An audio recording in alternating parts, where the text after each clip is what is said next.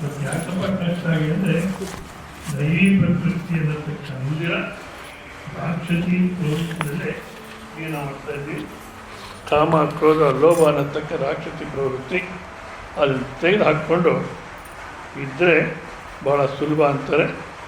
ಆದರೆ ತೆಗೆದು ಹಾಕ್ಕೋಬೇಕಾದ್ರೆ ರಾಕ್ಷಸಿ ಪ್ರವೃತ್ತಿಯನ್ನು ಕಳ್ಕೊಂಡು ದೈವಿ ಪ್ರವೃತ್ತಿಯನ್ನು ತಂದುಕೊಂಡು ಮತ್ತೆ ಸ್ವಸ್ವರೂಪ ನಿಲ್ಲಬೇಕಾದ್ರೆ ಶಾಸ್ತ್ರವೇ ಪ್ರಮಾಣ.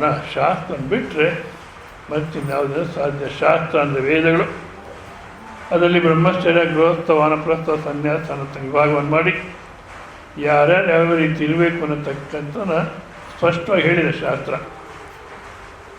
ಹೌದಾ? ಸೊ ಅದ್ರ ಪ್ರಕಾರ ಜೀವನ ಮಾಡೋದು ಭಾಳ ಸುಲಭ. ಆದರೆ ಈಗಿನ ಕಾಲಕ್ಕೆ ವೇದಾಧ್ಯಯನ ವೇದ ಸಂಪ್ರದಾಯ ಇಲ್ಲ. ಬ್ರಾಹ್ಮಣ ಕ್ಷತ್ರಿಯ ಶೂದ್ರ ವೈಶ್ಯ ಅನ್ನತಕ್ಕಂಥ ವಿಭಾಗವೂ ಇಲ್ಲ. ಬ್ರಹ್ಮಚರ್ಯ ಗೃಹಸ್ಥ ವಾನಪ್ರಸ್ಥ ಸನ್ಯಾಸ ಅನ್ನೋದು ಇಲ್ಲ. ಎಲ್ಲ ಸುಮ್ಮನೆ ಶಬ್ದಗಳಲ್ಲಿದೆಯೇ ಹೊರತು ವಾಸ್ತವಿಕ ಆಚರಣೆ ಯಾವುದೂ ಇಲ್ಲ. ಹೌದಾ? ಇನ್ನು ಉಪದೇಶ ಅನ್ನತಕ್ಕಂಥ ಏನು ನಡೆಯಿತೋ, ಕೃಷ್ಣ ಪರಮಾತ್ಮ ಉಪದೇಶ ಮಾಡಿದಾಗ ನೆನ್ನೆ ದಿವಸ ನಾನು ಹೇಳ್ತಾ ಇದ್ದೆ, ಕರ್ಮಮೀಮಾಂಸಕರು ಮಾತ್ರ ಇದ್ದರು. ಏನು ಆತ್ಮಜ್ಞಾನ ಇವೆಲ್ಲ ಏನಿಲ್ಲ. ಶಾಸ್ತ್ರೀಯದಂಥ ಕರ್ಮಗಳನ್ನು ಮಾಡ್ಕೊಂಡಿರಿ, ಒಳ್ಳೆಯ ಜನ್ಮ ಬರುತ್ತೆ, ಜೀವನ ಚೆನ್ನಾಗಿರುತ್ತೆ ಅಂತ ಅಷ್ಟು ಮಾತ್ರ ಹೇಳ್ತಿದ್ರು ಅವರು. ಆದರೆ ಈಗಿನ ಕಾಲಕ್ಕೆ ಸಾಕಷ್ಟು ಶಾಸ್ತ್ರಗಳಿದೆ, ಎಷ್ಟು ಸಂಪ್ರದಾಯಗಳಿದೆಯಪ್ಪ ಅಂದರೆ ಒಂದಕ್ಕೂ ಒಂದು ಪ್ರಮಾಣ ಗ್ರಂಥ ಇಲ್ಲ, ಏನಿಲ್ಲ, ಅನುಭವ ಇಲ್ಲ, ಹೇಳ್ತಲೇ ಇರ್ತಾರೆ. ಮತ್ತು ನಮಗೂ ಚಂಚಲ ಮನಸ್ಸು, ಲೌಕಿಕದಲ್ಲೂ ಚಂಚಲ. ಮಾತಾಡಬೇಡಿ ಯಾರು.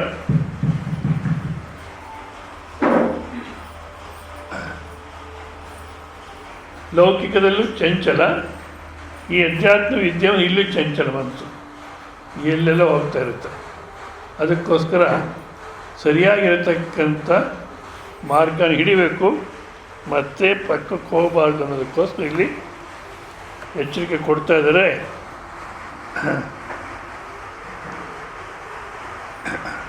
ಪಹಲಾ ಸುತ್ತು ಯಹ್ ಖೋ ಗಯಾ ಕಿ ಬಿನಾ ಜಾಗೆ ಕೊಯ್ ವ್ಯಕ್ತಿ ನಾಲಿಕೆ.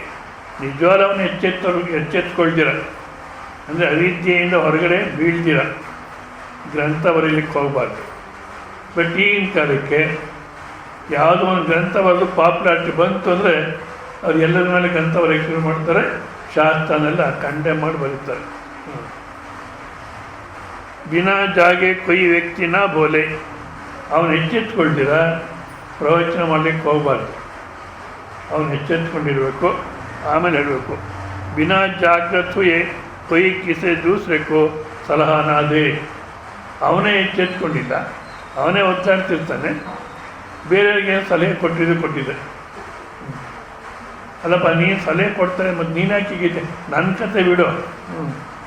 ಯಾರೋ ಒಬ್ರು ಇದ್ದಾರೆ, ದೊಡ್ಡ ಆರ್ಗನೈಸೇಷನ್, ಅವ್ರು ಫಾರಿನ್ ಕಂಟ್ರೀಸ್ ಎಲ್ಲ ಶಿಷ್ಯಿದ್ದಾರೆ ಅವ್ರಿಗೆ.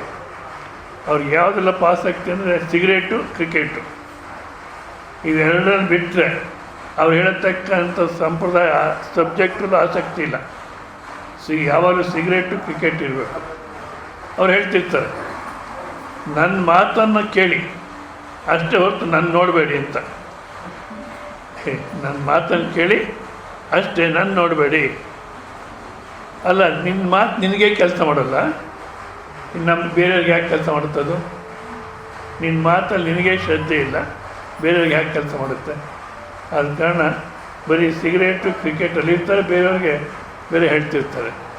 ಯಾರನ್ನು ಏನನ್ನ ಒಂದು ಸ್ವಲ್ಪ ಪ್ರಶ್ನೆ ಮಾಡಿದ್ರೆ ಸಭೆಯನ್ನೆಲ್ಲ ತೆಗೆದು ಕೆನೆ ಹೊಡೆದ್ಬಿಡ್ತಾರೆ. ಅಂದರೆ ಅಷ್ಟೊಂದು ಶಾಂತ ಮನುಷ್ಯ ಇವರು ನಮ್ಮನ್ನು ತಯಾರು ಮಾಡೋದು. ಬಟ್ ಜನಗಳಿಗೆ ಅದೇನು ಗೊತ್ತಾಗಲ್ಲ, ಗೊತ್ತಾಗ್ತಾರೆ ಸುಮ್ಮನೆ.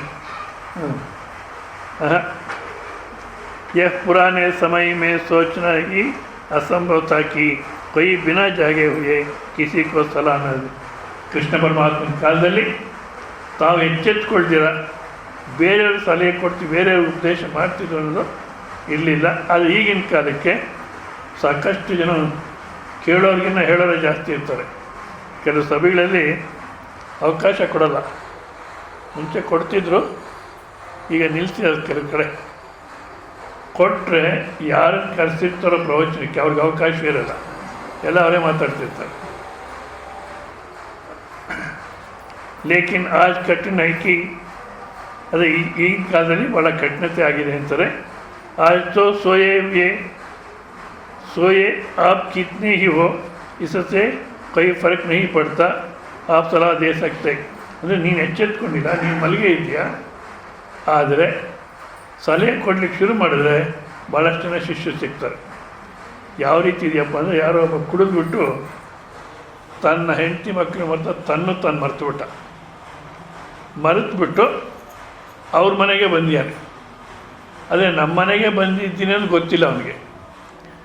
ಬೆಲ್ ಮಾಡ್ದ, ಅವ್ರ ಶ್ರೀಮತಿಯವ್ರು ಬಂದು ಬಾಗಿಲು ತೆಗೆದ್ರೆ ಅವ್ರಿಗೆ ಆಕೆಗೆ ನಮಸ್ಕಾರ ಮಾಡಿ ಕೇಳ್ತಾರೆ, ಅಮ್ಮ ತಾಯಿ, ನಾನು ಕುಡಿದ್ಬಿಟ್ಟು ನನ್ನ ಹೆಂಡತಿ ಮಕ್ಕಳು ಎಲ್ಲರನ್ನು ಮರ್ತೋಗಿದ್ದೀನಿ, ಮನೆ ಎಲ್ಲಿದೆಯೋ ಗೊತ್ತಿಲ್ಲ, ದಯವಿಟ್ಟು ನಮ್ಮ ಮನೆಗೆ ಕರ್ಕೊಂಡೋಗಿ ಅಮ್ಮ ಅಂತಾರೆ. ಆಕೆ ಏನ್ರಿ ಹೀಗೆ ಮಾತಾಡ್ತೀರಾ, ನಾನೇ ನಿಮ್ಮ ಹೆಂಡತಿ, ಇದೆ ನಿಮ್ಮ ಮನೆ, ಬನ್ನಿರಿ ಒಳಗಡೆಗೆ ಅಂತ ಕೈ ಹಿಡ್ಕೊಂಡು ಒಳಗಡೆ ಕರ್ಕೊಂಡು, ಅಯ್ಯಯ್ಯೋ ನನ್ನ ತಾಯಿ ಏನು ಮಾತಾಡ್ತಿದ್ರೆ, ನಾನೇ ನಿಮ್ಮ ಹೆಂಡತಿ ಅಂತೀರಲ್ಲಮ್ಮ, ಎಷ್ಟು ಅನ್ಯಾಯ ಇದು, ಬೇಡಮ್ಮ ನಮ್ಮ ಮನೆಗೆ ಕರ್ಕೊಂಡೋಗಿಮ್ಮ ಅಂತ. ಅಲ್ರಿ ನಾನೇ ರೀ ನಿಮ್ಮ ಹೆಂಡತಿ, ಬನ್ನಿರಿ. ಇವೆಲ್ಲ ಸತ್ಯ, ಆಕೆ ಹೇಳ್ತಿರೋ ಸತ್ಯ. ಆದರೆ ಆಕೆ ಮಾತಿನ ಮೇಲೆ ನಂಬಿಕೆ ಬರಲಿಲ್ಲ. ಯಾಕೆಂದರೆ ಗುರು ಅಂದರೆ ಹೇಗಿರಬೇಕು, ಇದರಲ್ಲಿ ಒಂಗೋಲ್ ಅಂತ ಒಂದು ಕಡೆ ಕೈವಲ್ಯಾನ ಸ್ವಾಮಿಗಳು ಮತ್ತು ಹರಿತೀರ್ಥ ಅಂತ ಒಬ್ಬರಿದ್ದಾರೆ ನೆಲ್ಲೂರಲ್ಲಿ, ಹರಿತೀರ್ಥ ಮತ್ತು ಇನ್ನೊಬ್ಬರು ಚಿನ್ಮಯ ಮಿಷನರು, 3 ಜನ ಸ್ವಾಮಿಗಳು ಕೂತ್ಕೊಂಡು ಮಾತಾಡ್ತಿದ್ವಿ.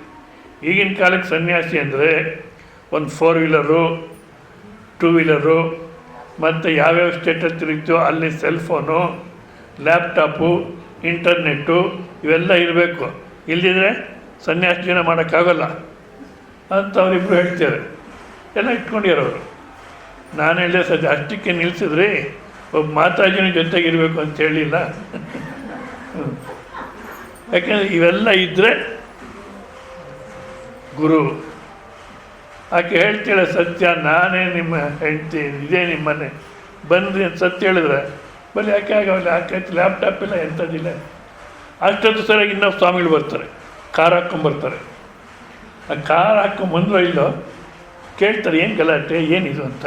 ನೋಡಿ ನಮ್ಮ ಮನೆ ನಾನು ಮರ್ತುಬಿಟ್ಟಿದ್ದೀನಿ, ಈಕೆ ನಾನು ಮನೆಗೆ ಕರ್ಕೊಂಡೋಗಿ ಅಮ್ಮ ತಾಯಿ ಅಂತ ನಮಸ್ಕಾರ ಮಾಡಿ ಕೇಳಿದ್ರೆ ನಾನೇ ನಿಮ್ಮ ಹೆಂಡತಿ ಅಂತಾಳೆ, ಏನು ಅನ್ಯಾಯ ನೋಡು, ನನ್ನ ಕಾರಲ್ಲಿ ಕೂತ್ಕೋ, ನಿಮ್ಮ ಮನೆಗೆ ಕರ್ಕೊಂಡೋಗ್ತೀನಿ ಅಂದ್ರೆ ಆ ಗುರುಗಳು. ನೀನಪ್ಪ ಗುರು ಅಂದರೆ ಅಂತ ಕಾರಲ್ಲಿ ಕೂತ್ಕೊಂಡ. ಇವಾಗ ಎಲ್ಲಿಗೆ ಕರ್ಕೊಂಡೋಗ್ತಾರೆ ಅವರು? ಮನೆ ಇದೇನೆ, ಮತ್ತಿನ್ನೆಲ್ಲ ಕರ್ಕೊಂಡೋಗಿ ಏನೋ ಮಾಡ್ತಾರೆ. ಆದ ಕಾರಣ ಈಗಿನ ಕಾಲದಲ್ಲಿ ಭಾಳ ಕಠಿಣತೆ ಇದೆ. ಯಾವ ರೀತಿ ಸೆಲೆಕ್ಟ್ ಮಾಡಬೇಕು ಅನ್ನತಕ್ಕಂಥದ್ದು, ಯಾವ ಮಾರ್ಗದಲ್ಲಿ ಹೋಗಬೇಕು ಅನ್ನೋಕ್ಕೆ ಭಾಳ ಕಠಿಣತೆ ಆಗುತ್ತೆ ಅಂತಾರೆ. ನೋಡೋಣ ಕೊನೆಗೇನು ಹೇಳ್ತಾರೆ ಅಂತ. आज कठिन है, लेकिन आज भी व्यक्ति अपनी ही खोजबीन से चले तो बहुत समय व्यय होगा, बहुत जन्म खो जाएगा.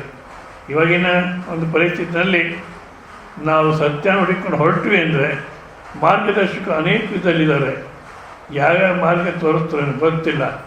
ಈ ಜನ್ಮದಲ್ಲೂ ಸಮಯ ವ್ಯರ್ಥ ಆಗುತ್ತೆ ಮತ್ತು ಜನ್ಮಗಳು ವ್ಯರ್ಥ ಆಗತಕ್ಕಂಥ ಸ್ಥಿತಿ ಕಾಣ್ತಾ ಇದೆ. आज भी व्यक्ति को शास्त्र की खोज करनी चाहिए, लेकिन आज की कठिनाई को ध्यान में रखकर मैं कहूँगा कि आज शास्त्र से ज़्यादा सद्गुरु है. ಈ ಕಲಿಯುಗದಲ್ಲಿ ನನ್ನ ವಾಕ್ಯ ಓದಿದ್ದೆ ನಾನು. ಸತ್ಯಯುಗ ಮೇ ಶಾಸ್ತ್ರ, ಕಲಿಯುಗ ಮೇ ಗುರು. ಸತ್ಯಯುಗದಲ್ಲಿ ಶಾಸ್ತ್ರ, ಕಲಿಯುಗದಲ್ಲಿ ಗುರು ಪ್ರಾಧಾನ್ಯತೆ. ಯಾಕೆಂದರೆ ಕೃಷ್ಣ ಕೃಷ್ಣ ಯಾವಾಗ ಮಾತಾಡಿದ್ನು ಅರ್ಜುನನಿಗೆ, तब ಶಾಸ್ತ್ರ ಸದ್ಗುರು का काम करता था. ಆಗ ಶಾಸ್ತ್ರವೇ ಸದ್ಗುರುವಾಗಿ ಕೆಲಸ ಮಾಡೋದು. ಅಂದರೆ ಅವ್ರು ಶಾಸ್ತ್ರ ಹೇಳತಕ್ಕಂಥ ಎಲ್ಲರೂ ಆಚಾರ್ಯವಂತರಾಗಿದ್ದರು. ಆಚಾರ್ಯವಾನ್ ಪುರುಷ ಅಲ್ಲ, ಆಚಾರ್ಯಹೀನ ನ ಪುನಾತಿ ವೇದ. ನಮ್ಮನ್ನು ಪವಿತ್ರ ಮಾಡಬೇಕಾದ್ರೆ ಆಚಾರವಂತರಾಗಿರಬೇಕು. ಹಿಂದಿನ ಕಾಲಕ್ಕೆ ಆಚಾರಕ್ಕೆ ಸಾಕಷ್ಟು ಬೆಲೆ ಕೊಡೋರು. ಈಗಿನ ಕಾಲದಲ್ಲಿ ಆಚಾರ ಅನ್ನತಕ್ಕಂಥದ್ದು ಇಲ್ಲ. आद कारण सिर्फ सदगुरुओं का वचन ही लिपिबद्ध थे. आज मुश्किल है छापे खाने ने पागल खाने के द्वार खोले दिया है. ಈ ಪ್ರಿಂಟಿಂಗ್ ಪ್ರೆಸ್ಗಳೆಲ್ಲ ಹುಚ್ಚುರು ಪ್ರೆಸ್ ಆಗಿಬಿಟ್ಟಿದೆ ಅಂತೆ. ಯಾಕೆಂದರೆ ಯಾವ ಗ್ರಂಥ ಅವ್ರಿಗೇನಾಗಬೇಕು, ಯಾವ ಗ್ರಂಥ ಕೊಟ್ಟರು ಪ್ರಿಂಟ್ ಮಾಡ್ತಾರೆ.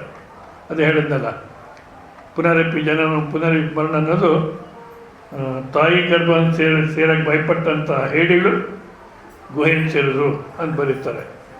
ಏನು ಭಜಗೋವಿಂದ ಶ್ಲೋಕದ ಉದ್ದೇಶ ಏನು, ಇವರು ಮಾತಾಡೋದೇನು. ಸೊ ಅವ್ರಿಗೆ ನ್ಯಾಷನಲ್ ಅವಾರ್ಡು ಬಂದಿದೆ, ಕರ್ನಾಟಕದವ್ರಿಗೆ ನ್ಯಾಷನಲ್ ಅವಾರ್ಡು ಬಂದಿದೆ ಅವರಿಗೆ. ಸೊ ಮತ್ತು ಅಂಥ ವ್ಯಕ್ತಿ ಬರೆದಿರ್ಬೇಕಾದ್ರೆ ಕರೆಕ್ಟೇ ಅಲ್ವಾ, ಆಮೇಲೆ ಭಜಗೋವಿಂದ ಶ್ಲೋಕರು ಪಕ್ಕಕ್ಕೆ ಎಸಿ. ಈ ರೀತಿ ಪರಿಸ್ಥಿತಿ ಇರೋದ್ರಿಂದ ಕೊಯ್ ಬಿ ಲಿಖ್ ಸಕ್ತಾ ಹೈ, ಯಾರು ಬೇಕಾದ್ರೂ ಬರೀತಾರೆ ಪುಸ್ತಕಗಳು. ಕೊಯ್ ಬಿ ಕಿತಾಬ್ ಅಂಕ ಪ್ರಚಾರ ಕರ್ ಸಕ್ತಾ ಹೈ, ಯಾರು ಬೇಕಾದ್ರೂ ಗ್ರಂಥಗಳನ್ನ ಪ್ರಚಾರ ಮಾಡ್ತಾರೆ. ಕುಚ್ ಅಡಚಣೆ ನಹಿ ಹೈ ಅಬ್, ಅಂಥವ್ರಿಗೆ ಯಾವ ತೊಂದರೆನೂ ಇಲ್ಲ. ಆಜ್ ಶಾಸ್ತ್ರ ಉತ್ನಾ ಸಹಯೋಗಿ ನಹಿ ಹೋ ಸಕ್ತಾ. ಅದೇ ಈಗಿನ ಕಾಲಕ್ಕೆ ನಾವು ಅಧ್ಯಯನ ಮಾಡಬೇಕಂದ್ರೆ ಸರಿಯಾದಂಥ ಗ್ರಂಥಗಳು ಸಿಗೋದು ಕಷ್ಟ. ಎಷ್ಟೋ ವರ್ಷಗಳ ಕಾಲ ನಿಮ್ಗೆ ಅರ್ಥ ಆಗಲಿ ಅಂತ ಹೇಳ್ತೀನಿ. 16ನೇ ವಯಸ್ಸಲ್ಲಿ ಪ್ರಾರಂಭ ಆಯ್ತಿದ್ದು ಕೈವಲ್ಯಾಂದ್ರಿಗೆ. 16ನೇ ವಯಸ್ಸಿಂದ ಸಾಮಾನ್ಯ ಸಾಕಷ್ಟು ವರ್ಷ ಗ್ರಂಥಗಳು ಅಧ್ಯಯನ ಮಾಡಿ ಏನೇನೋ ಹಿಂಸೆ ಪಟ್ಟ ಮೇಲೆ ಕೊನೆಗೆ ಒಂದು 20 ವರ್ಷ ಆದ್ಮೇಲೆ ಸಿಗ್ತಾನೆ ಈ ಸಚ್ಚಿದಾನಂದ ಸರಸ್ವತಿಯವರ ಸರಿಯಾದಂಥ ಸಾಹಿತ್ಯ. ಅಲ್ಲಿನ ತನಕ ಏನೇನೋ ಓದಿ ಅಧ್ಯಯನ ಮಾಡಿದ್ದು. ಇವು ಸಾಹಿತ್ಯ ಸಿಗದಿರಾಯ್ತು ಮತ್ತೆ ಇನ್ನೆಲ್ಲೆಲ್ಲಿ ಹೋಗೋದು. ಅದ ಕಾರಣ ಇವಾಗಂತೂ ಇನ್ನೂ ಭಾಳ ಕಷ್ಟವಾಗಿದೆ. ಆ ಶಾಸ್ತ್ರ ಕೋ ಭಿ ಪಹಚಾನ ಹೋ ತೋ ಭಿ ಸದ್ಗುರು ಕಿ ಮಾಧ್ಯಮ ಸೆ ಇವತ್ತಿನ ದಿವಸ ನಾವು ಶಾಸ್ತ್ರ ಅನ್ನತಕ್ಕಂಥದನ್ನು ತಗೋಬೇಕು, ಆದರೆ ಸದ್ಗುರು ಅನ್ನತಕ್ಕಂಥವ್ರು ಪ್ರಾಧಾನ್ಯ. ಯಾಕೆಂದರೆ ಸದ್ಗುರು ಅವರಿಂದ ಕಲಿಯತಕ್ಕಂಥ ಎರಡಿರುತ್ತೆ. ನಾವು ಒಂದು ಅವ್ರ ಉಪದೇಶನ ಕಲಿಯತಕ್ಕಂಥದ್ದು ಮತ್ತು ಅವರು ನೋಡಿ ಕಲಿಯತಕ್ಕಂಥದ್ದು. ಯಾಕೆಂದರೆ ಎಲ್ಲವನ್ನೂ ಉಪದೇಶ ಮಾಡಲಿಕ್ಕಾಗಲ್ಲ. ಸೊ ಇದು ನಿನ್ನ ಸ್ವರೂಪ ಅನ್ನೋದನ್ನು ಉಪದೇಶ ಮಾಡ್ತಾರೆ, ಸಾಧನಾ ಭಾಗ ಉಪದೇಶ ಮಾಡ್ತಾರೆ. ಮತ್ತು ಇನ್ನೂ ಸಾಕಷ್ಟು ಅವ್ರ ಜೀವನ ನೋಡಿ ಕಲಿಯತಕ್ಕಂಥದ್ದು ಭಾಳಷ್ಟಿರುತ್ತೆ. ನಮ್ಮ ಸ್ವಾಮಿ ದಯಾನಂದ ಸರಸ್ವತಿಯವರು ಅವರಿಗೆ ದಯಾನಂದ ಅನ್ನೋ ಹೆಸರು ಬಂದಿದೆ. ಅವರು ಆ ದಯೆ ಅನ್ನತಕ್ಕಂಥ ಗುಣ ಇತ್ತವರಲ್ಲಿ. ಅಮೇರಿಕೆಯಿಂದ ಬಂದರು. ಆ ಋಷಿಕೇಶ ಆಶ್ರಮದಲ್ಲಿ ಗಂಗಾ ನೀರು ದಡದ ಮೇಲೆ ಇದೆ ಆಶ್ರಮ. ಅಲ್ಲಿ ಒಬ್ಬ ಹುಡುಗ ಓಡಾಡ್ಕೊಂಡಿದ್ದ, ಮೈಯೆಲ್ಲ ಕೀವು ರಕ್ತ ಸುರಿಯೋದು. ಒಂದು 8-10 ವರ್ಷದ ಹುಡುಗ, ಯಾರು ಹುಡುಗನೋ ಏನೋ. ಆಶ್ರಮದ ಕಡೆ ಬಂದು ನಾವೆಲ್ಲ ಅಸಹಿಸ್ಕೊಳ್ತಾ ಇದ್ವಿ. ಏಕೆ ನಮ್ಗೆ ಅಂಟ್ಕೊಂಡ್ಬಿಡ್ತು ನಾವು ರೋಗ ಅಂತ. ಹತ್ರಕ್ಕೆ ಹೋಗ್ತಿಲ್ಲ, ಮುಟ್ತಿರ್ಲಿಲ್ಲ. ಸ್ವಾಮೀಜಿ ಬಂದರು ಅಮೇರಿಕಾಯಿಂದ. ಅವರು ಸಾಮಾನ್ಯ ಆಶ್ರಮಕ್ಕೆ ಬಂದರೆ ಮೊದಲು ಗಂಗಾ ನದಿಗೆ ಹೋಗಿ ಸ್ನಾನ ನಮಸ್ಕಾರ ಹಾಕ್ಕೊಂಡು, ಅಲ್ಲಿಂದ ದಕ್ಷಿಣಾಮೂರ್ತಿ ದೇವಸ್ಥಾನ ಒಂದಿತ್ತು, ಅಲ್ಲಿ ನಮಸ್ಕಾರ ಹಾಕಿ ಆಮೇಲೆ ಬಂದು ಕೂತ್ಕೊಂಡು ಮಾತಾಡೋರು. ಅಲ್ಲಿ ಗಂಗಾ ನದಿಗೆ ಹೋದರು, ನಮಸ್ಕಾರ ಹಾಕಿ ಬರ್ತಿರ್ಬೇಕು, ಆ ಹುಡುಗ ಕಾಣಿಸ್ತಾ. ಆ ಹುಡುಗನ ಕೈ ಹಿಡ್ಕೊಂಡು ಕರ್ಕೊಂಬರ್ತಿದ್ದಾರೆ. ಏನು ರೋಗನೋ ಏನು ಕಥೆಯೋ, ನಾವೆಲ್ಲ ಅಸಹಿಸ್ಕೊಳ್ತಾ ಇದ್ವಿ, ದೂರ ಹೋಗುವಂತಿದ್ವಿ. ಇವ್ರು ನೋಡಿ ಕೈ ಹಿಡ್ಕೊಂಡು ಕರ್ಕೊಂಬರ್ತಿದ್ದಾರೆ. ಅವರು ಕುಟಿ ಹತ್ರ ಬಂದರು, ಕೂತ್ಕೊಂಡು ಅವನ ಪಕ್ಕದಲ್ಲಿ ಕೂಡಿಸ್ಕೊಂಡ್ರು. ಡಾಕ್ಟ್ರಿಗೆ ಫೋನ್ ಮಾಡಿ ಬಾ ಅಂತೇಳಿ ಈ ಹುಡುಗನ ತೋರಿಸೋಣ ಅಂತಾರೆ. ದಯ ಅಂದರೆ ಇದು. ಸರಿ, ಡಾಕ್ಟ್ರಿಗೆ ಫೋನ್ ಮಾಡಿದ್ರು. ಡಾಕ್ಟ್ರು ಬಂದರು. ಈಗ ಏನು ಟ್ರೀಟ್ಮೆಂಟ್ ಕೊಡ್ತೀರೋ ಕೊಡಿ, ಬಿಲ್ ಆಶ್ರಮಕ್ಕೆ ಕಳಿಸ್ಕೊಡಿ, ಕೊಡ್ತೀವಿ ಅಂದರು. ಇದನ್ನು ನಮಗೇನು ಉಪದೇಶ ಮಾಡಲ್ಲ ಅವರು, ಅದನ್ನು ನಾವು ನೋಡಿ ಕಲಿಬೇಕು. ಸೊ ಗುರು ಅನ್ನತಕ್ಕಂಥವ್ರು ಆ ಮಟ್ಟದಲ್ಲಿದ್ದರೆ ಆಗ ನಮಗೆ ಸರಿಯಾದಂಥ ಮಾರ್ಗ, ಸರಿಯಾದಂಥ ಶಾಸ್ತ್ರ ಸಿಗಲಿಕ್ಕೆ ಸಾಧ್ಯವಾಗುತ್ತೆ. ಇಲ್ಲಾಂದರೆ ಈಗಿನ ಕಾಲಕ್ಕೆ ಅದು ಯಾರೇನೋ ಒಂದೊಂದಲ್ಲ ಬಿಡಿ. ಎಂಥದ್ದು, ಯಾರೋ ಹೆಂಗಸನ್ನ ತೊಡೆ ಮೇಲೆ ಕೂಡಿಸ್ಕೊಳ್ಳೋದಂತೆ, ತಂಗಿ ಅಂತ ಪ್ರೀತಿ ಮಾಡೋದಂತೆ. ತಂಗಿ ಅದೆಲ್ಲೂ ಹೋಗುತ್ತೋ ಕೊನೆಗೆ. ಆದ ಕಾರಣ ಶಾಸ್ತ್ರ ಅನ್ನತಕ್ಕಂಥದ್ದು ಇರಬೇಕು. ಅದಕ್ಕೆ ಮಾರ್ಗದರ್ಶನಕ್ಕೆ ಸರಿಯಾದ ಗುರು ಅನ್ನತಕ್ಕಂಥವ್ರು ಬೇಕಾಗುತ್ತೆ. कलयुग में इतने शास्त्र हो जाएंगे कि यही तय करना मुश्किल हो जाएगा.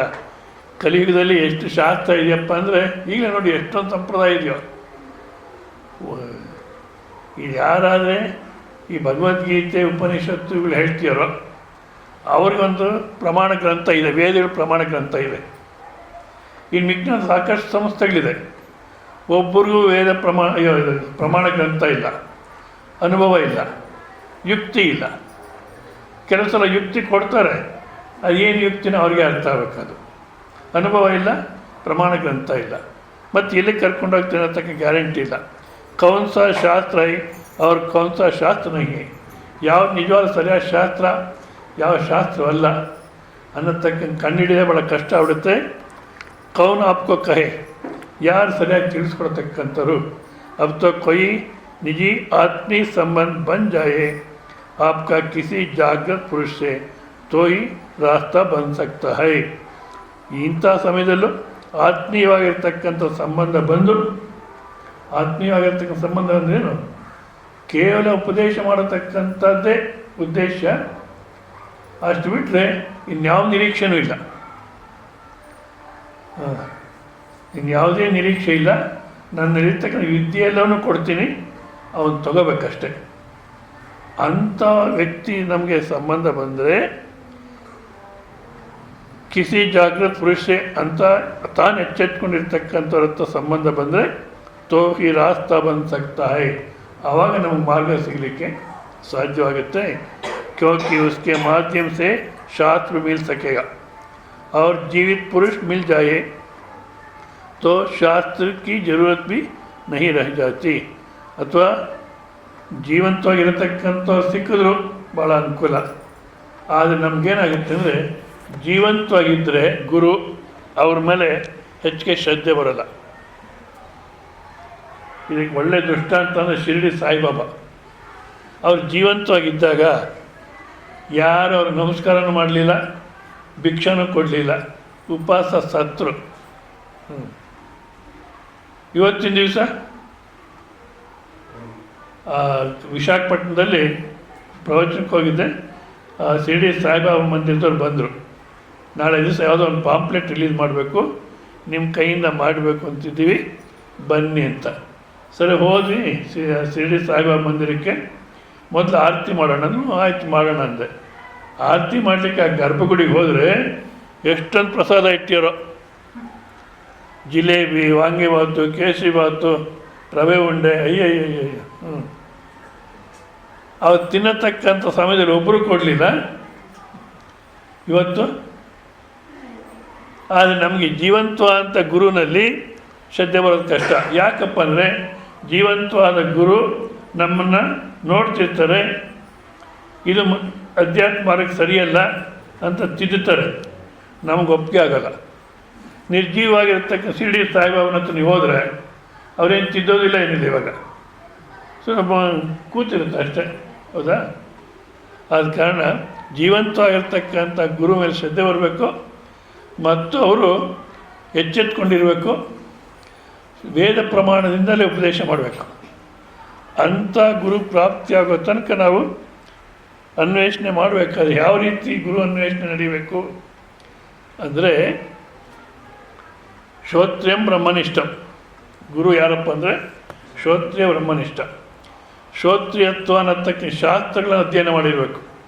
ಶಾಸ್ತ್ರ ಅಧ್ಯಯನ ಮಾಡಿರಬೇಕು ಅಂದರೆ ಇದು ಹೇಳಿದ ಜ್ಯೋತಿಷಾಸ್ತ್ರ, ವಾಸ್ತುಶಾಸ್ತ್ರ, ಮೋಕ್ಷಶಾಸ್ತ್ರನ ಅಧ್ಯಯನ ಮಾಡಿರಬೇಕು. ಮೋಕ್ಷಶಾಸ್ತ್ರ ಉಪನಿಷತ್ತು ಅಧ್ಯಯನ ಮಾಡಿದ್ದಾರೆ. ಆದರೆ ಶ್ರೋತ್ರಿಯಂ ಬ್ರಹ್ಮನಿಷ್ಠಂ, ಆ ಸ್ವಸ್ವರೂಪದಲ್ಲಿ ಅವರು ಉಳಿದಿರಬೇಕು. ಮತ್ತು ಸದಾಕಾಲ ಅದೇ ಚಿಂತನೆ, ತಾವು ಅಧ್ಯಯನ ಮಾಡೋದು, ಇನ್ನೊಬ್ರಿಗೆ ಹೇಳೋದು, ಇಷ್ಟು ಬಿಟ್ಟರೆ ಇನ್ಯಾವ ವ್ಯವಹಾರನೂ ಇಲ್ಲ. ಅಂಥ ಗುರು ಮತ್ತು ಬೋಧನಾ ಕ್ರಮ ಗೊತ್ತಿರಬೇಕು. ಅಧ್ಯಾರೋಪಪಾದಾಭ್ಯಾಂ ನಿಷ್ಪ್ರಪಂಚ ಪ್ರಪಂಚತೆ ಅನ್ನೋಂಥ ಬೋಧನಾ ಕ್ರಮ ಗೊತ್ತಿರಬೇಕು. ಆ ಬೋಧನಾ ಕ್ರಮ ಗೊತ್ತಿಲ್ಲ ಅಂದರೆ ಉಪದೇಶ ಮಾಡಲಿಕ್ಕಾಗಲ್ಲ. ಸೊ ಅಂಥ ಗುರು ನಮ್ಗೆ ಯಾವ ರೀತಿ ಪ್ರಾಪ್ತಿ ಆಗ್ತಾರೆ? ನಾವು ಒಂದು ಅಡ್ವರ್ಟೈಸ್ಮೆಂಟ್ ಆಗೋದು, ಪೇಪರ್ ಅಡ್ವರ್ಟೈಸ್ಮೆಂಟು, ವಾಂಟೆಡ್ ಎ ಗುರು ಅಂದರೆ ಯಾರನ್ನ ಅಪ್ಲೈ ಮಾಡ್ತಾರೆ ಈಗಿನ ಕಾಲಕ್ಕೆ, ಇಷ್ಟು ದುಡ್ಡು ಕೊಟ್ಟರೆ ಬಂದು ಹೇಳ್ತೀನಿ ಅಂತ. ಮತ್ತು ಬೃಹದಾರಣ್ಯಕ ಉಪನಿಷತ್ತಲ್ಲಿ ಒಂದು ಕಡೆ ಭಾಷೆಯಲ್ಲಿ ಶಂಕರಾಚಾರ್ಯ ಹೇಳ್ತಾರೆ, ಇಷ್ಟ ದೇವತಾ ಉಪಾಸನೆ ಚೆನ್ನಾಗಿ ಮಾಡಿದರೆ ಉಪಾಸನಾ ಫಲ ಸರಿಯಾದಂಥ ಗುರುದರ್ಶನ ಆಗುತ್ತೆ ಅಂತ. ಸೊ ಆದ ಕಾರಣ ನಿಷ್ಠೆಯಿಂದ ಮಂತ್ರ ಜಪ ಅನ್ನತಕ್ಕಂಥದ್ದು ನಡೀತಾ ಇರಬೇಕು. लेकिन शास्त्र का मतलब भी इतना है, जागे हुए पुरुषों के वचन चाहे वे जिंदा हो चाहे जिंदा ना हो. ಅಂದರೆ ಶಾಸ್ತ್ರದ ಅಭಿಪ್ರಾಯ ಇಷ್ಟು ಅಂದರೆ ಯಾರು ಎಚ್ಚೆತ್ಕೊಂಡಿಯಾರೋ ಅವರ ವಚನಗಳಾಗಬೇಕು, ಅಂದರೆ ಅವ್ರ ಮಾತಾಗಬೇಕು. ಎಚ್ಚೆತ್ಕೊಂಡಿರೋ ಅಂದರೆ ಅವಿದ್ಯೆ ಅನ್ನತಕ್ಕ ಕಳ್ಕೊಂಡು ಸ್ವಸ್ಥ ನಿಂತಿರ್ತಕ್ಕಂಥರ ಮಾತುಗಳಾಗಬೇಕು. ಅದು ವೇದ ಪ್ರಮಾಣಕ್ಕೆ ಸಮ್ಮತವಾಗಿರಬೇಕು.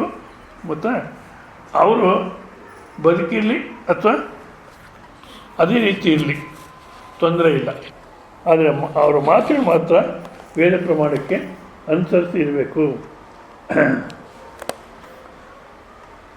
और आप कैसे पहचानेंगे किसी व्यक्ति को उसने जान लिया पहचान, ಅಂದರೆ ನಾವು ಗುರುಗಳನ್ನು ಪರೀಕ್ಷೆ ಮಾಡೋದು ಆಗಲ್ಲ. ಈಗಿನ ಕಾಲಕ್ಕೆ ಅದು ಪ್ರಯತ್ನ ಮಾಡ್ತಿದ್ದಾರೆ. ಪ್ರವಚನ ಇಡಿಸ್ಬೇಕಾದ್ರೆ ಇವಾಗ ಯಾರು 2-3 ಜನ ಟ್ರೈ ಮಾಡ್ತಿದ್ದಾರೆ. ಒಂದು ದಿವಸ ಅಂತೆ, ಒಂದು ದಿವಸ ನಮ್ಮ ಮನೆಗೆ ಹೇಳಿ ಆಮೇಲೆ ಮತ್ತೆ ಯೋಚನೆ ಮಾಡೋಣ. ಅದೇನರ್ಥ? ಆ ಒಂದು ದಿವಸ ಏನು ಹೇಳ್ತಾರೋ ನೋಡಿಕೊಂಡು ಆಮೇಲೆ ಈ ಶಿಷ್ಯನ ಪರೀಕ್ಷೆ ಮಾಡೋದಲ್ಲಿ ಬಂತು. ಆಯಿತು ನೋಡೋಣ ಅಂದೆ ನಾನು.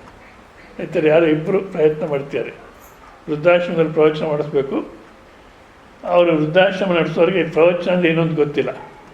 ಅವ್ರು ಯಾರು ಇನ್ನೊಬ್ಬರು ಆ ವೃದ್ಧಾಶ್ರಮಕ್ಕೆ ಸ್ವಲ್ಪ ಸಹಾಯ ಮಾಡ್ತಾರೆ ಫೈನಾನ್ಸ್ ಇದರಲ್ಲಿ, ಅವ್ರಿಗೆ ಇದು ಗೊತ್ತು ಚೆನ್ನಾಗಿ. ಇನ್ನು ಆ ಮುದುಕರಿಗೆ ಇದನ್ನೇ ತಿಳಿಸ್ಬೇಕು, ಇದು ಬಿಟ್ಟು ಇನ್ನೇನು ಬೇಡ ಅವ್ರಿಗೆ ಅಂತ ಇವರು ಪ್ರಪೋಸ್ ಮಾಡ್ಯಾರೆ. ಸ್ವಾಮಿಗಳಿದ್ದಾರೆ ದೊಡ್ಡಬಳ್ಳಾಪುರದಲ್ಲಿ ಪ್ರವಚನ ಮಾಡಿಸೋಣ ಅಂತ. ಅವ್ರಿಗೆ ಗೊತ್ತಿಲ್ಲ ಪ್ರವಚನ ಅಂದರೆ ಏನು ಅಂತ. ಅದಕ್ಕೆ ಒಂದು ದಿವಸ ಮಾಡಿಸೋಣ, 2 ದಿವಸ ಮಾಡಿಸೋಣ ಅಂತ ಒಟ್ಟಿನಲ್ಲಿ ಇವಾಗ 3 ದಿವಸಕ್ಕೆ ಅಂತ ಬಂದ್ಯಾರೆ. ಯಾಕೆಂದರೆ ಗುರುಗಳನ್ನ ಪರೀಕ್ಷೆ ಮಾಡಿ ಅಲ್ಲ, ಮತ್ತು ಆ ಇಷ್ಟದೇವತ ಅನುಗ್ರಹದಿಂದಲೇ ಸರಿಯಾದಂಥ ಗುರು ಸಿಕ್ಕಬೇಕು. ಅದು ಬಿಟ್ಟರೆ ಬೇರೆ ಯಾವ ಮಾರ್ಗವೂ ಇಲ್ಲ. ಯಾರಿಗಾದರೆ ಸರಿಯಾದಂಥ ಗುರು ಯಾರಪ್ಪ ಅಂದರೆ ಉಸ್ಕಿ ಕೊಯ್ ಕೋದ್ ನಹಿ ಅಪ್ಪ. ಇವಾಗ ಅವ್ರು ಯಾವ ಅನ್ವೇಷಣೆಯಲ್ಲೂ ಇಲ್ಲ, ಯಾವ ಅನ್ವೇಷಣೆ ಮಾಡತಕ್ಕಂಥವ್ರು ಇಲ್ಲ ಅವರು. ಯಾಕೆ? ಮನೆ ಸೇರಾಗೋಯ್ತು. ನಾವು ಪ್ರಯಾಣ ಎಲ್ಲಿನ ತನಕ ಮಾಡ್ತೀವಿ? ಮನೆ ಸೇರೋ ತನಕ. ಅಂದರೆ ಸ್ವಸ್ವರೂಪ ಸೇರಿಬಿಟ್ರೆ ಎಲ್ಲರ ಮನೇನೂ ಅದೇ. ಸೊ ಯಾರಾದರೆ ಪ್ರಯಾಣ ನಿಲ್ಲಿಸ್ಬಿಟ್ಟಾರೋ ಮತ್ತೆ ಅನ್ವೇಷಣೆ ಅನ್ನತಕ್ಕಂಥ ಏನಿಲ್ವೋ, ಮತ್ತು ಉಸ್ಕಾ ಕೊಯ್ ಪ್ರಶ್ನೆ ಅದು ಯಾವುದೇ ರೀತಿ ಪ್ರಶ್ನೆ ಇಲ್ಲ. ದೇವರಂದ್ರೇನು, ಆತ್ಮ ಅಂದ್ರೇನು, ಬ್ರಹ್ಮ ಅಂದ್ರೇನು, ಅವಿದ್ಯೆ ಅಂದ್ರೇನು, ಎಲ್ಲ ಸ್ಪಷ್ಟವಾಗಿ ತಿಳ್ಕೊಂಡಿರ್ತಕ್ಕಂಥ ಯಾವ ಪ್ರಶ್ನೆ ಇಲ್ಲ. ಪಾನೇಕ ಕುಚ್ ನಹಿ, ಅವ್ರು ಪ್ರಾಪ್ತಿ ಮಾಡ್ಕೋಬೇಕಾಗಿರ್ತಕ್ಕಂಥದ್ದು ಏನಿಲ್ಲ. ಯಾಕೆ? ಇದೇ ಮನೆ ಸೇರಾಯಿತು, ತೃಪ್ತನಾಗಿದ್ದಾನೆ, ಇನ್ನು ಬೇರೆ ಯಾವ ಆಸೆನೂ ಇಲ್ಲ. ಆಪ್ಕೋ ದಿಕ್ಕಾಯಿ ಮೇನ ಪಡ್ತಾವೋ ಅಂದರೆ ಇಂಥವರು ನಮಗೆ ಸಿಗೋದು ಕಷ್ಟನೇ. कोई व्यक्ति लगता हो कि ऐसे जी रहा है जैसे उसने सब पा लिया है, ಅಂದರೆ ಎಲ್ಲವೂ ಪ್ರಾಪ್ತಿ ಮಾಡ್ಕೊಂಡಿದ್ದೀನಿ ಅನ್ನತಕ್ಕಂಥ ರೀತಿಯಲ್ಲಿ ಜೀವನ ಮಾಡ್ತೇನೆ. ಜೋ ಸಬ್ ತರಹಸೆ ತೃಪ್ತೋ, ಎಲ್ಲ ರೀತಿಯ ತೃಪ್ತಿಯಾಗಿದ್ದಾನೆ. किसी की तृप्ति का वस्तुल बंद हो गया है, जो कहीं से खुलता ना हो अब, तो ऐसे व्यक्ति की सन्निधि खोजना जरूरी है. ಅಂಥವ್ರು ಯಾರಾದರೂ ಅನ್ವೇಷಣೆ ಅನ್ನತಕ್ಕ ಮುಗಿಸಿಯಾರೋ, ಮನೆ ಸೇರ್ಕೊಂಡಿರೋ, ತೃಪ್ತರಾಗಿದ್ದಾರೋ ಅಂಥವ್ರನ್ನ ನಾವು ಪಡಿಬೇಕು. आपके लिए वही शास्त्र होगा, ಆ ಗುರುನೇ ನಿನಗೆ ಶಾಸ್ತ್ರ. अंतौर सिक्किद्रे उसके माध्यम से आपको वेद, उपनिषद और कुरान, ಬೈಬಲ್ जो भी हो ಅಂತಾರೆ. ಆದರೆ ಅದು ಸರಿಯಲ್ಲ. ಯಾಕೆಂದರೆ ಬೈಬಲ್ಲು ಮತ್ತು ಕುರಾನಲ್ಲಿ ಸ್ವರ್ಗದ ತನಕ ಹೇಳ್ತಾರೆ ಅಷ್ಟೇ.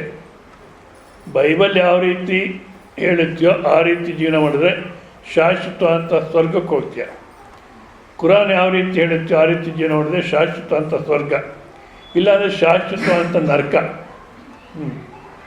ಈ ಮೋಕ್ಷ ಅನ್ನತಕ್ಕಂಥದ್ದು ಈ ಸನಾತನ ಸಂಪ್ರದಾಯ, ವೇದೋಕ್ತವಾದಂಥ ಸಂಪ್ರದಾಯ ಯಾವುದರಲ್ಲಿದೆಯೋ ಇದರಲ್ಲೇ ಆಳವಾದಂಥ ಚಿಂತನೆ ಮಾಡಿ ಮನುಷ್ಯ ಮೋಕ್ಷವನ್ನು ಪಡಿಬೋದು.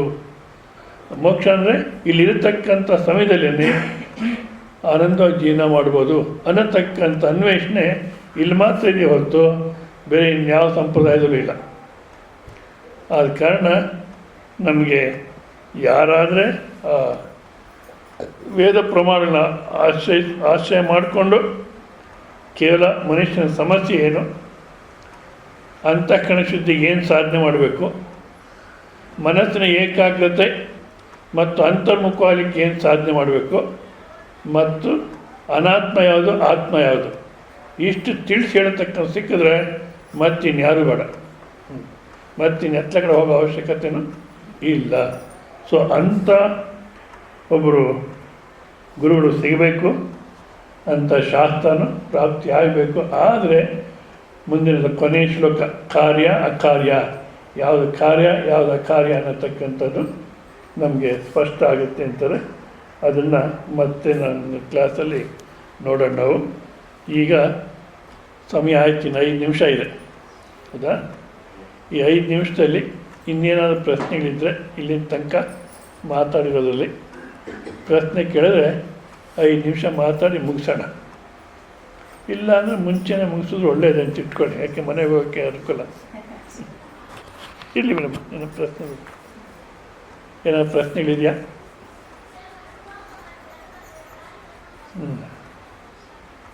ಏನಿಲ್ಲ, ಹೇಳಿ ಏನದು.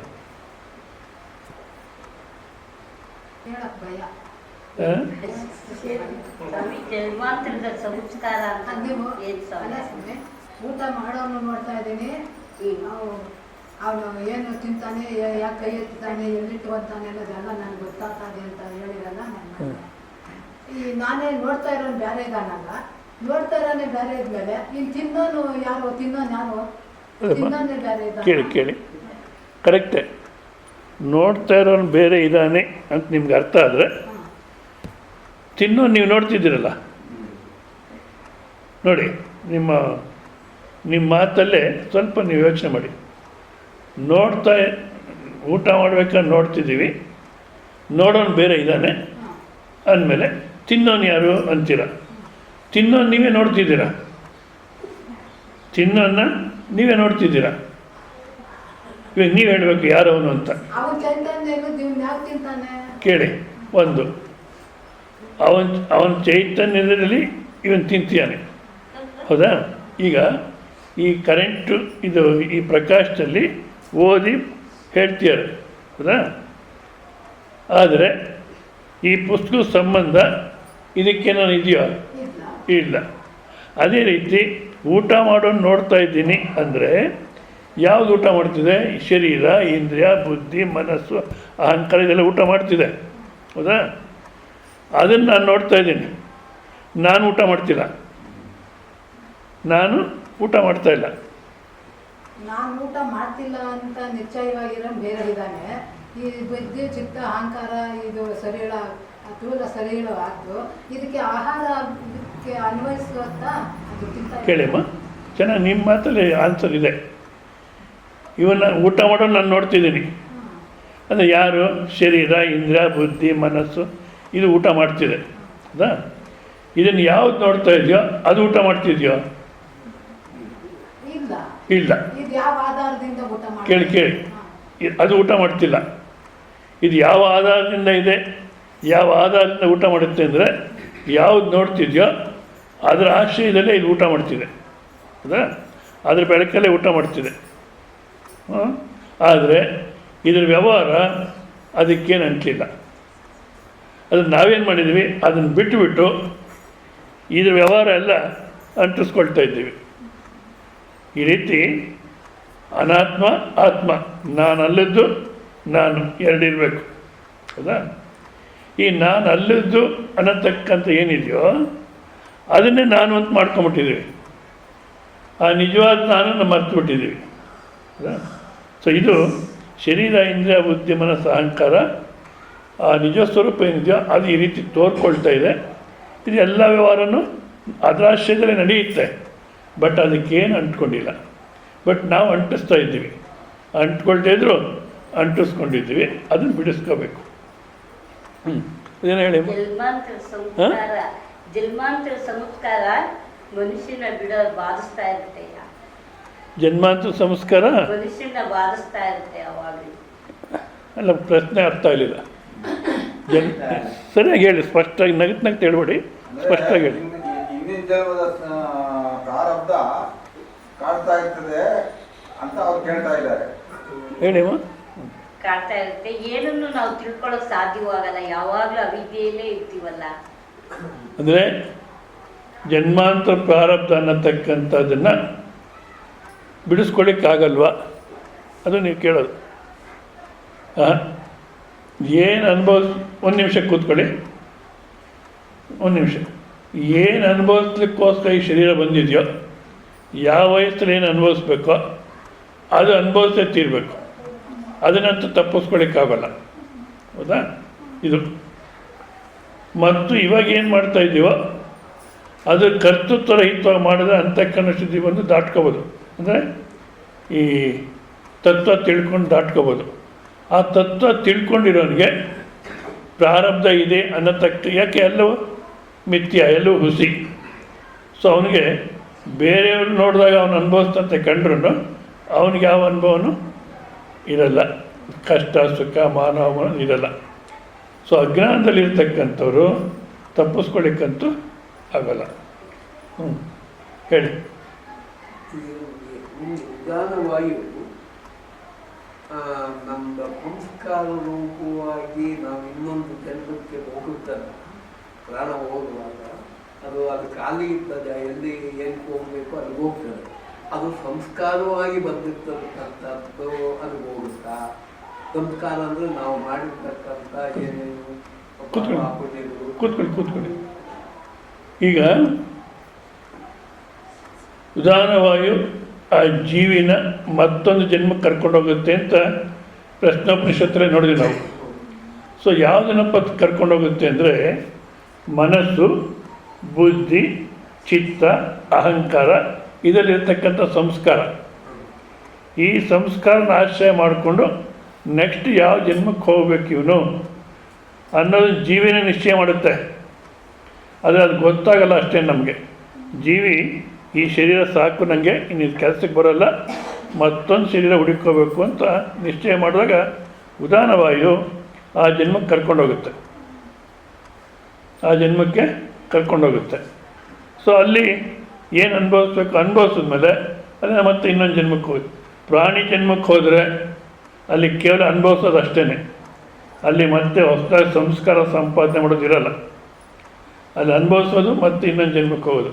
ಮನುಷ್ಯ ಜನ್ಮಕ್ಕೆ ಬಂದಾಗ ಮಾತ್ರವೇ ಮತ್ತೆ ಸಂಸ್ಕಾರ ಬದಲಾಯಿಸ್ಕೊಳತಕ್ಕಂಥದ್ದು, ಪಾಪ ಪುಣ್ಯ ಧರ್ಮನ ಹೆಚ್ಚು ಮಾಡ್ಕೊಳ್ಳೋದು ಕಮ್ಮಿ ಮಾಡ್ಕೊಳ್ಳೋದು ಇಲ್ಲೇ ಅವಕಾಶ ಇದೆಯೋ ಹೊತ್ತು ಮತ್ತು ಇನ್ಯಾವ ಜನ್ಮದಲ್ಲೂ ಇಲ್ಲ. ಅದರಲ್ಲಿ ಕೆಲವು ಫಲ ಕೊಡಲಿಕ್ಕೆ ಪ್ರಾರಂಭ ಮಾಡುತ್ತೆ. ಕೆಲವು ಕರ್ಮಗಳು ಏನೇನು ಮಾಡಿದ್ವು ಅದರ ಸಂಚಿತ ಕರ್ಮ ಅಂತ ನಮ್ಮ ಲೆಕ್ಕದಲ್ಲಿ ಇರುತ್ತೆ. ಅದರಲ್ಲಿ ಕೆಲವು ಕರ್ಮಗಳು ಫಲ ಕೊಡಲಿಕ್ಕೆ ಪ್ರಾರಂಭ ಮಾಡುತ್ತೆ. ಅದನ್ನು ಪ್ರಾರಬ್ಧ ಅಂತಾರೆ. ಆ ಕರ್ಮ ಫಲಗಳನ್ನು ಅನುಭವಿಸ್ಲಿಕ್ಕೆ ಈ ಶರೀರ ಬಂದಿದೆ. ಸೊ ಈ ಶರೀರದಲ್ಲಿ ನಾವು ಯಾವುದೇ ರೀತಿ ಜೀವನ ಮಾಡಿದ್ರು ಏನು ಅನುಭವಿಸ್ಬೇಕಾಗಿದೆಯೋ ಅದನ್ನು ಅನುಭವಿಸ್ಲೇಬೇಕು. ಹೌದಾ? ಅದನ್ನು ತಪ್ಪಿಸ್ಕೊಳ್ಳಿಕ್ಕಂತೂ ಆಗಲ್ಲ. ಬಟ್ ಆದರೆ ಪ್ರಾರಬ್ಧ ಪುರುಷ ಪ್ರಯತ್ನಕ್ಕೆ ಅಡ್ಡಿ ಮಾಡೋಲ್ಲ. ನೀವು ಯಾವುದೇ ರೀತಿ ಜೀವನ ಮಾಡಿದ್ರು ಯಾವ ವಯಸ್ಸಲ್ಲಿ ಏನು ಅನುಭವಿಸ್ಬೇಕೋ ಅದನ್ನು ಮಾತ್ರ ನೋಡ್ಕೊಳ್ಳುತ್ತೆ. ಅದು ಅಷ್ಟೇ ಹೊರತು ಪುರುಷ ಪ್ರಯತ್ನಕ್ಕೆ ಅಡ್ಡಿ ಮಾಡಲ್ಲ. ಪುರುಷ ಪ್ರಯತ್ನದಿಂದ ಅಂತಃಕರಣ ಶುದ್ಧಿಯಿಂದ ಆತ್ಮಜ್ಞಾನಕ್ಕೆ ಹೋಗ್ಬೋದು. ಆಯಿತು, ನಿಲ್ಲಿಸಿರೋಣ ಇಲ್ಲಿಗೆ. ಓಂ ಪೂರ್ಣಮದ ಪೂರ್ಣಮಿದ ಪೂರ್ಣಾತ್ ಪೂರ್ಣಮುದಚ್ಯತೆ